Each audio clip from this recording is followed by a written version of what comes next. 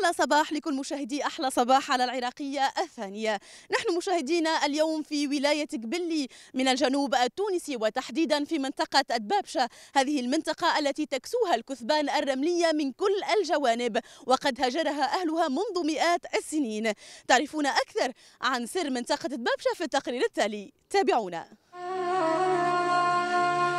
فطناصة هي إحدى قرى ولاية قبلي أو نفزاوة بالجنوب التونسي، وهي آخر مدينة قبل عبور شط جريد باتجاه ولاية توزر. ينحدر أهاليها من منطقة دبابشة المجاورة، والتي هاجرها أهلها بعد أن غمرتها الرمال. تعد فطناصة من أقدم القرى، ولا شك أن أول من سكنها هو ابن نفزاوة وأبناؤه من بعده، ثم توالت وتتالت الأجيال.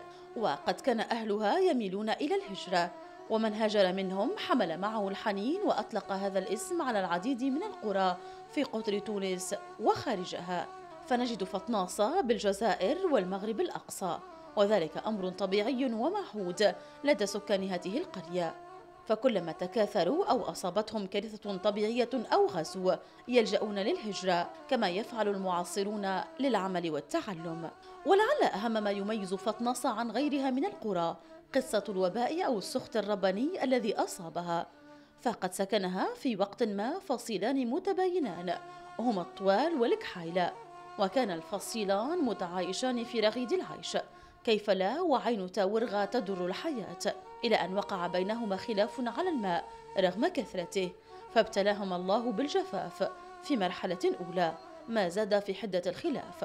وبدل أن يتعاونا اختارت القبيلتان التقاتل، كل يطمع في البقاء، فأنزل الله بهما غضبا أشد من الأول، إلى أن غمرت القرية كثبان الرمال، إلى أن هذه الكثبان اختلفت عن سابقيها، فقد اجتمعت في شكل هضاب وجبال تعدت المترين وأكثر، وتكلست، وتواصل تجمع الرمال لأيام عديدة، إلى أن غمرت مساحات كثيرة، فغطت البيوت وأتلفت المحاصيل، وأفنت الحي واليابس من أشجار ودابة وحتى الناس.